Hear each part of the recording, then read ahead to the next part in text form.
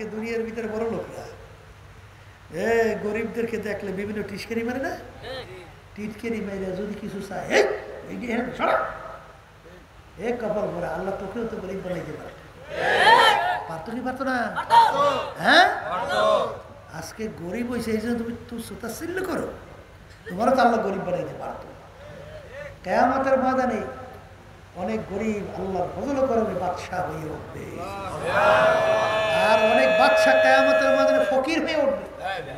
কথা ঠিক না?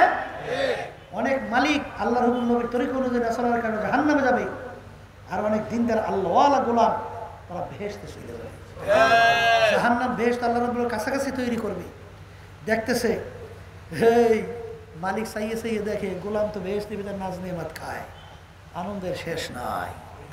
ডাক দিয়া বলে, গোলাম আল্লাহর ওয়াদা সত্য হয়ে গেছে, আগুনে জ্বলতে জ্বলতে জাহান্নামে কলিজা পুড়িয়া ছাই হয়ে গেছে, আমাকে একটু নাজ নেমাত দাও।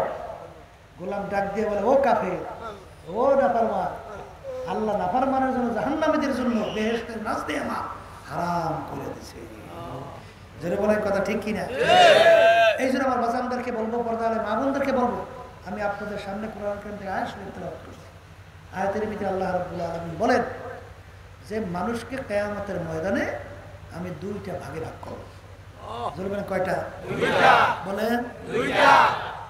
এক ভাগ আমার জান্নাত বেহেশত সাজাইয়া পড়াইয়া ওদেরকে সেখানে জায়গা দেবো। সবাই বলেন সুবহানাল্লাহ। আল্লাহ আপনি আমার জন্য আমাদের সবার জন্য কবুল করেন। আর এক শ্রেণী মানুষকে আল্লাহ রাব্বুল আলামিন বলেন আমি ফেরেশতাদেরকে হুকুম করব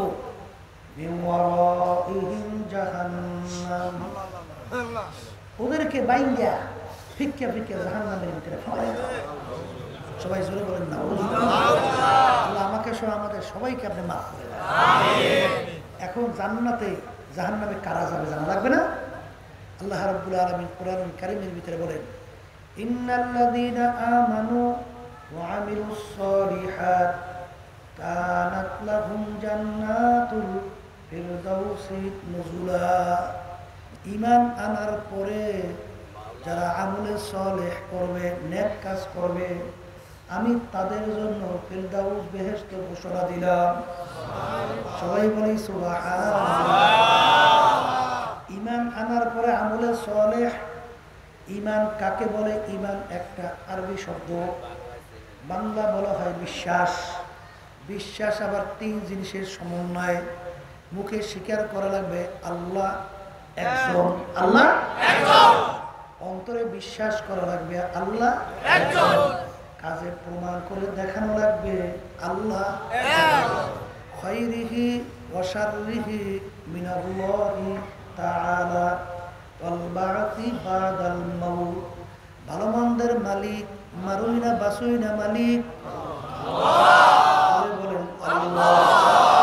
মুখে স্বীকার করা লাগবে আল্লাহ, অন্তরে বিশ্বাস করা লাগবে আল্লাহ, কাজে প্রমাণ করে দেখানো লাগবে আল্লাহ। কিন্তু বর্তমানে বাজান দেখা যায় এক শ্রেণী আমার বাজানরা পর্দার আড়ালের মা বোনেরা বাজান নামাজও পড়ে, রোজাও রাখে, হজও করে, যাকাতও দেয়, দান সৎকার অভাব নাই, কিন্তু মানব রচিত তন্ত্র মন্ত্র তখন তারা তার সঙ্গে জড়াইয়া আল্লাহ আইন দেওয়ার মালিককে অস্বীকার করে সেই লাইনে হাঁটে। ঠিক কিনা? ওদিকে আল্লাহ রাব্বুল আলামিন বলছেন আল্লাহু আকবার, আল্লাহু আকবার।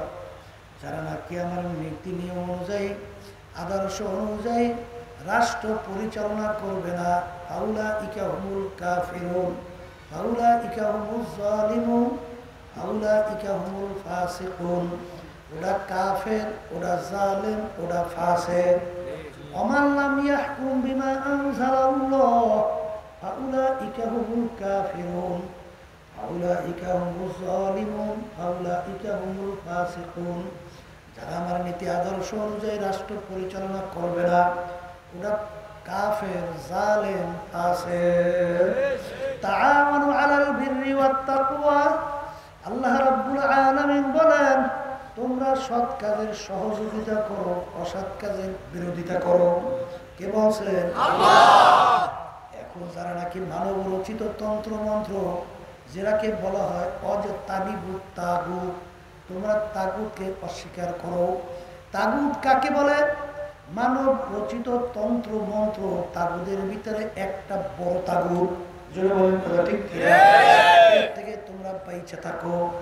বাজার এক শ্রেণী আমার বাজাররা নামাজও পড়ে, ওদিকে তাগুতকে প্রতিষ্ঠার জন্য তাদের সহযোগিতা দলভুক্ত হইয়া চলে।